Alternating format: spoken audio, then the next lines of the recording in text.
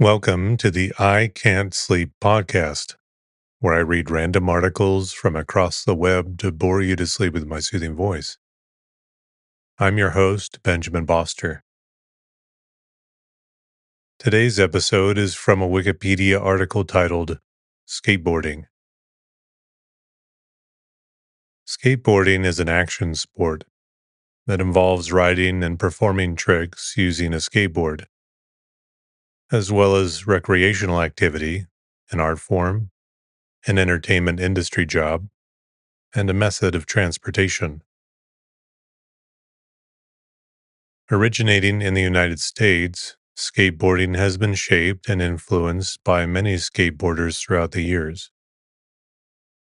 A 2009 report found that the skateboarding market is worth an estimated $4.8 billion in annual revenue, with 11.08 million active skateboarders in the world. In 2016, it was announced that skateboarding would be represented at the 2020 Summer Olympics in Tokyo for both male and female teams. Skateboarding made its Olympic debut in 2020 and was included in the 2024 Games.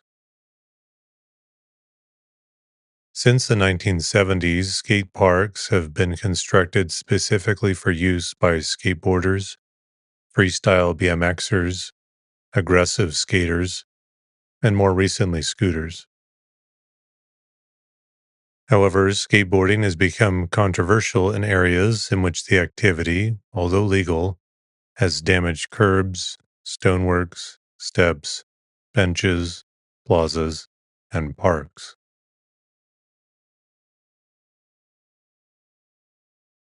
The first skateboards started with wooden boxes or boards with roller skate wheels attached to the bottom. Crate scooters preceded skateboards, having a wooden crate attached to the nose, front of the board, which formed rudimentary handlebars. The boxes turned into planks, similar to the skateboard decks of today. Skateboarding as it exists today was probably born sometime in the late 1940s or early 1950s when surfers in California wanted something to do when the waves were flat. This was called sidewalk surfing, a new wave of surfing on the sidewalk as the sport of surfing became highly popular.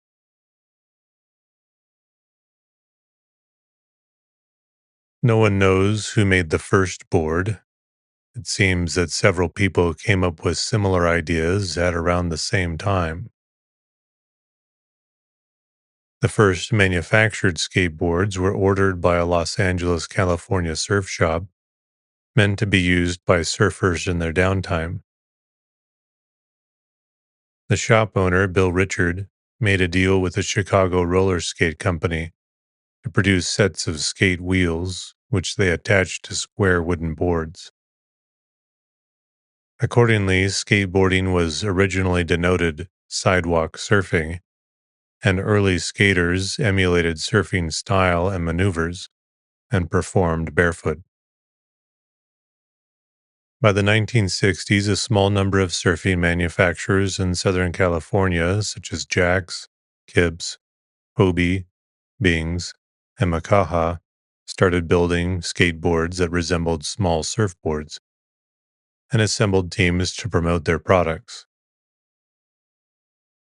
One of the earliest skateboard exhibitions was sponsored by Makaha's founder, Larry Stevenson, in 1963, and it was held at the Pier Avenue Junior High School in Hermosa Beach, California. Some of these same teams of skateboarders were also featured on a television show called Surf's Up in 1964, hosted by Stan Richards, that helped promote skateboarding as something new and fun to do.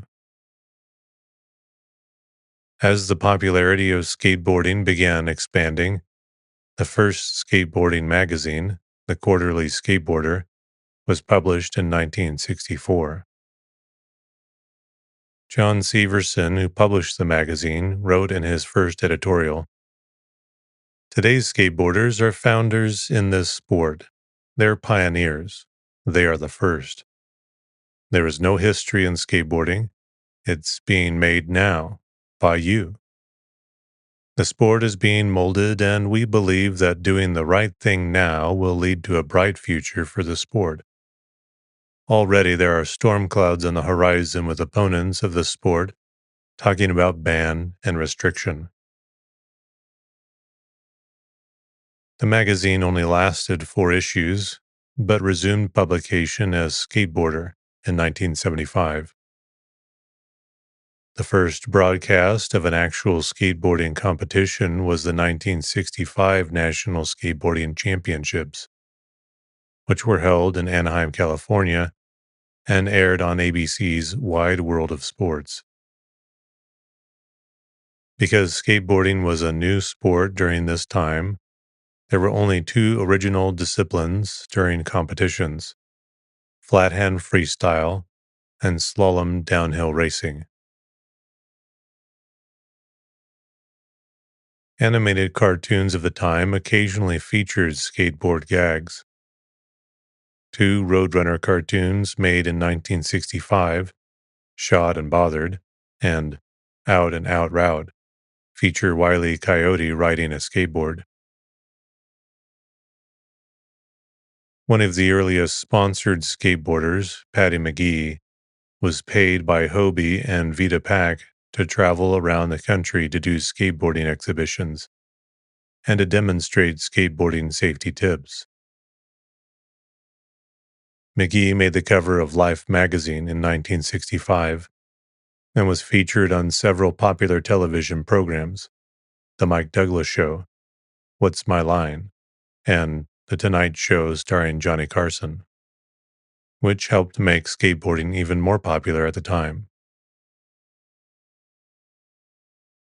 Some other well-known surfer-style skateboarders of the time were Danny Bearer, Torger Johnson, Bruce Logan, Bill and Mark Richards, Woody Woodward, and Jim Fitzpatrick.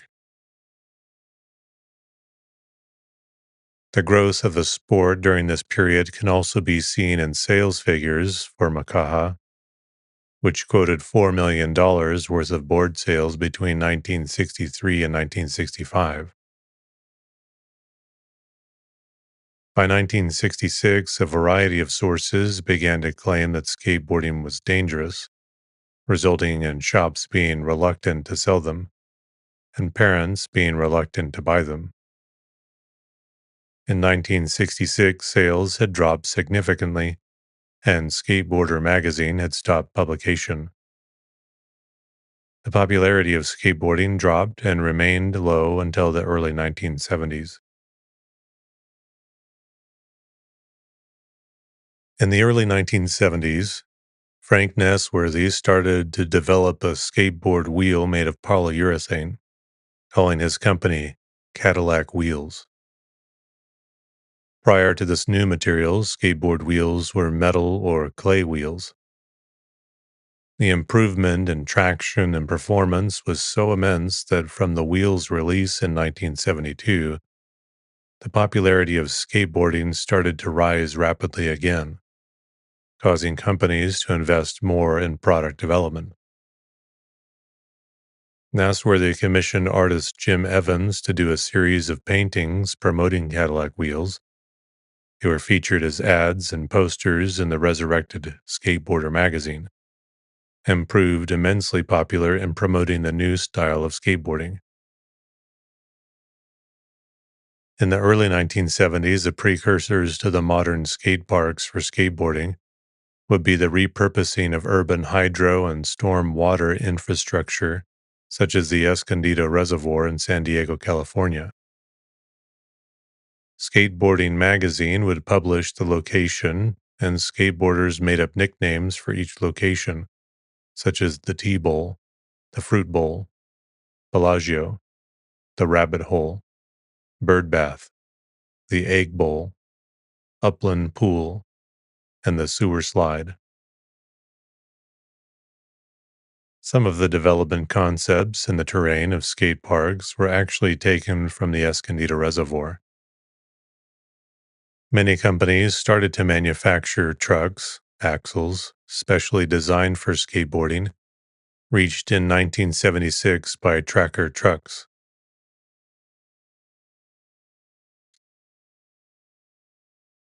As the equipment became more maneuverable, the decks started to get wider, reaching widths of 10 inches and over, thus giving the skateboarder even more control. A banana board is a skinny, flexible skateboard made of polypropylene with ribs on the underside for structural support. These were very popular during the mid 1970s and were available in a myriad of colors, bright yellow probably being the most memorable, hence the name. In 1975, skateboarding had risen back in popularity, enough to have one of the largest skateboarding competitions since the 1960s, the Del Mar National Championships, which is said to have had up to 500 competitors. The competition lasted 2 days and was sponsored by Bond Skateboards and Cadillac Wheels. While the main event was won by freestyle spinning skate legend Russ Howell, a local skate team from Santa Monica, California, the Zephyr team, ushered in a new era of surfer-style skateboarding during the competition that would have a lasting impact on skateboarding's history. With a team of 12, including skating legends such as Jay Adams, Tony Alva, Peggy Oki, and Stacy Peralta, they brought a new progressive style of skateboarding to the event, based on the style of Hawaiian surfers Larry Bertelman, Buttons Kaluhiokalani, and Mark Liddell. Craig Stachik, a photojournalist for Skateboarder magazine, wrote about and photographed the team, along with Glenn E. Friedman, and shortly afterwards ran a series on the team called the Dogtown Articles, which eventually immortalized the Zephyr skateboard team. The team became known as the Z-Boys and would go on to become one of the most influential teams in skateboarding's history.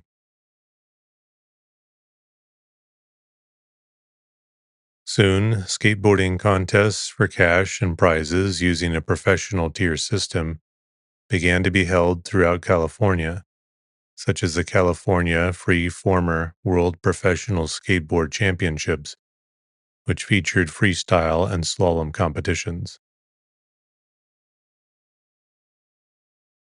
A precursor to the extreme sport of street luge that was sanctioned by the United States Skateboarding Association, USSA, also took place during the 1970s in Signal Hill, California. The competition was called the Signal Hill Skateboarding Speedrun, with several competitors earning entries into the Guinness Book of World Records, at the time clocking speeds of over 50 miles per hour on a skateboard. Due to technology and safety concerns at the time, when many competitors crashed during their runs, the sport did not gain popularity or support during this time. In March 1976, Skateboard City Skate Park in Port Orange, Florida, and Carlsbad Skate Park in San Diego County, California, would be the first two large-size U.S. skate parks to be open to the public, just a week apart. They were the first of some 200 skate parks that would be built through 1982. This was due in part to articles that were running in the investment journals at the time, stating that skate parks were a good investment. Notable skateboarders from the 1970s also include Ty Page, Tom Inouye, Laura Thornhill, Ellen O'Neill, Kim Cespedes, Bob Biniak, Jana Payne, Waldo Autry, Robin Logan, Bobby Piercy, Russ Howell, Ellen Berryman, Shogo Kubo, Desiree Von Essen, Henry Hester, Robin Alloway, Paul Hackett, Michelle Mata, Bruce Logan, Steve Cathy, Eddie Robertson, Mike Weed, David Hackett, Greg Aries, Darren Ho, and Tom Sims. Manufacturers started to experiment with more exotic composites and metals, like fiberglass and aluminum. But the common skateboards were made of maple plywood. The skateboarders took advantage of the improved handling of their skateboards and started inventing new tricks. Skateboarders, most notably Ty Page, Bruce Logan, Bobby Piercy, Kevin Reed, and the Z-Boys, started to skate the vertical walls of swimming pools that were left empty in the 1976 California drought. This started the vert trend in skateboarding. With increased control, vert skaters could skate faster and perform more dangerous tricks, such as slash grinds and front-side, backside airs. This caused liability concerns and increased insurance costs to skate park owners, and the development, first by Norcon, then more successfully by Rector, of improved knee pads that had a hard sliding cap and strong strapping proved to be too little too late.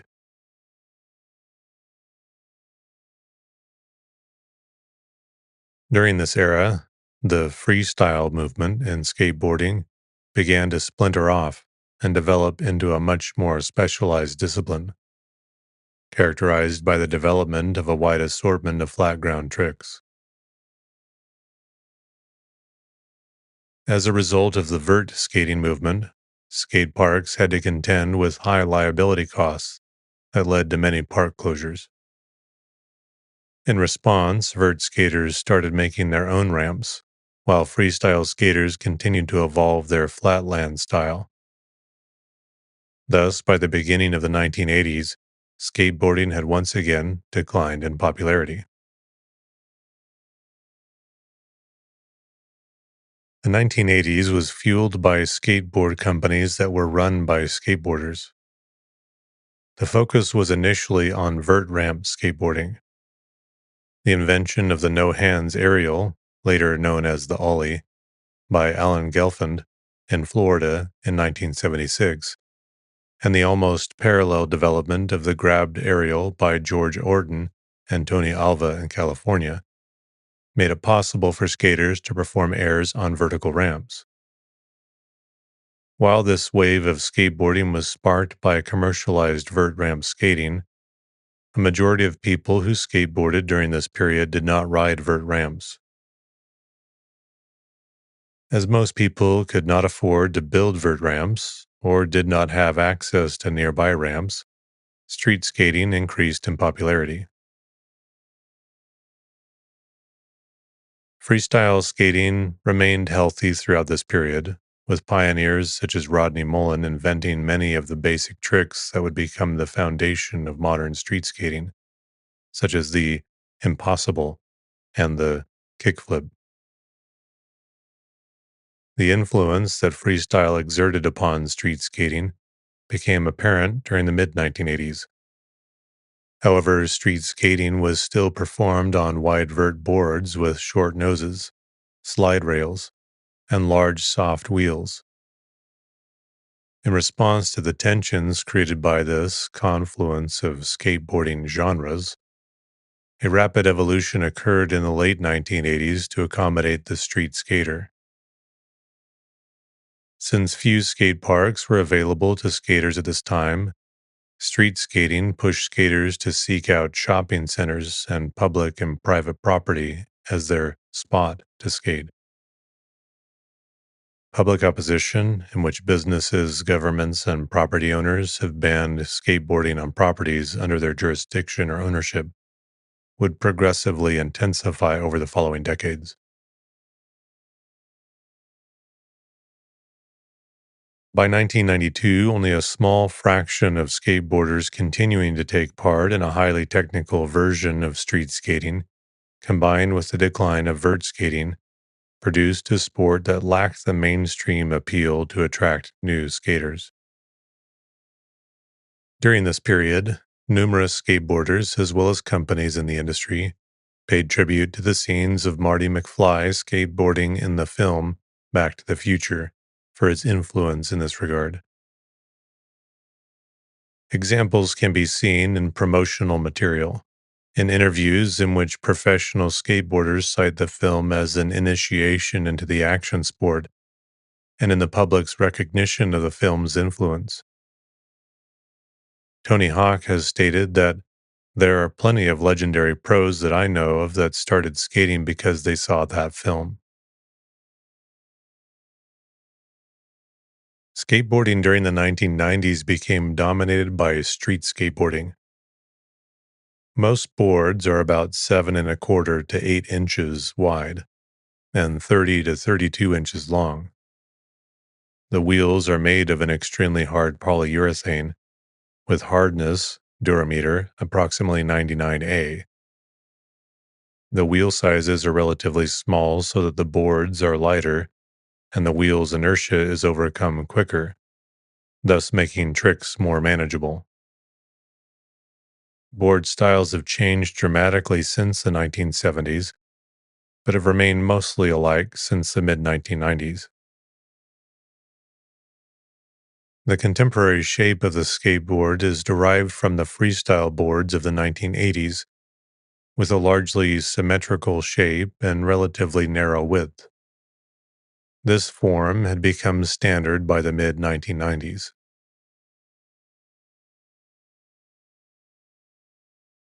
By 2001, skateboarding had gained so much popularity that more American people under the age of 18 rode skateboards than played baseball. Although traditional organized team sports still dominated youth programs overall. Skateboarding and skate parks began to be viewed and used in a variety of new ways to complement academic lessons in schools, including new non-traditional physical education skateboarding programs like Skate Pass and Skatistan to encourage youth to have better attendance, self-discipline, and confidence. This was also based on the healthy physical opportunities skateboarding was understood to bring participants for muscle and bone strengthening and balance, as well as the positive impacts it can have on youth in teaching them mutual respect, social networking, artistic expression, and an appreciation of the environment. In 2003, Go Skateboarding Day was founded in Southern California by the International Association of Skateboard Companies, IASC, to promote skateboarding throughout the world. It is celebrated annually on June 21st to define skateboarding as the rebellious, creative celebration of independence it continues to be. According to market research firm American Sports Data, the number of skateboarders worldwide increased by more than 60% between 1999 and 2002, from 7.8 million to 12.5 million. Many cities also began implementing recreation plans and statutes during this time period as part of their vision for local parks and communities to make public lands more available, in particular for skateboarding, inviting skateboarders to come in off the city streets and into organized skateboarding activity areas. By 2006, there were over 2,400 skate parks worldwide, and the design of skate parks themselves had made a transition as skaters turned designers. Many new places to skateboard designed specifically for street skaters, such as the Bussy in Milton Keynes, UK, and the Safe Spot Skate Spot program, first initiated by professional skateboarder Rob Dyrdek throughout many cities, allowed for the creation of smaller alternative safe skate plazas to be built at a lower cost. One of the largest locations ever built to skateboard in the world, SMP skate park in China at 12,000 square meters in size was built complete with a 5,000 seat stadium. In 2009, Skate Lab opened the Skateboarding Hall of Fame and Skateboard Museum. Nominees are chosen by the IASC. Efforts have been taken to improve recognition of the cultural heritage as well as the positive effects of encouraging skateboarding within designated spaces. In 2015, the John F. Kennedy Center for the Performing Arts in Washington, D.C., hosted an event at which skateboarders, accompanied by music, did tricks on a ramp constructed for a festival of American culture. The event was the climax of a 10-day project that transformed a federal institution formerly off limits to the skateboarding community into a platform for that community to show its relevance through shared cultural action in a cultural common space. By raising £790,000, the Long Live South Bank initiative managed in 2017 to curb the destruction of a 40-year-old spot in London, the South Bank Undercroft, a popular skate park due to urban planning, a salvaging operation whose effects extends beyond skateboarding. The presence of a designated skating area within this public space keeps the space under nearly constant watch and drives homeless people away, increasing the feeling of safety in and near the space. The activity attracts artists, such as photographers and filmmakers, as well as a significant number of tourists, which in turn drives economic activity in the neighborhood. Recently, barefoot skating has been experiencing a revival. Many skaters ride barefoot, particularly in summer and in warmer countries, such as South Africa, Australia, Spain, and South America. The plastic penny board is intended to be ridden barefoot, as is the surfboard-inspired handboard. Electric skateboards became popular during the 2010s, as did self-balancing unicycles in a board format. The sport of skateboarding made its Olympics debut at the 2020 Summer Olympics in Tokyo, with both men's and women's events. Competitions took place during July and August 2021 in two disciplines, street and park. With the evolution of skate parks and ramp skating, the skateboard began to change. Early skate tricks had consisted mainly of two-dimensional freestyle maneuvers, like riding only two wheels, wheelie or manual, spinning only on the back wheels, a pivot, high jumping over a bar and landing on the board again, also known as a hippie jump, long jumping from one board to another, often over small barrels or fearless teenagers, or slalom. Another popular trick was the Bertelsmann slide, named after Larry Bertelsmann's surfing maneuvers. In 1976, skateboarding was transformed by the invention of the ollie by Alan Ollie Gelfand. It remained largely a unique Florida trick until the summer of 1978, when Gelfand made his first visit to California. Gelfand and his revolutionary maneuvers caught the attention of the West Coast skaters and the media, where it began to spread worldwide. The ollie was adopted to flat ground by Rodney Mullen in 1982. Mullen also invented the magic flip, which was later renamed the kickflip, as well as many other tricks, including the 360 kickflip, which is a 360 pop, shove it, and a kickflip in the same motion.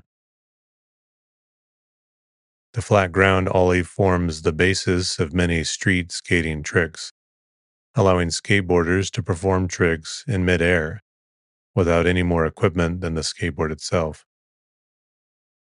A recent development in the world of trick skating is the 1080, which was first ever landed by Tom Shar in 2012.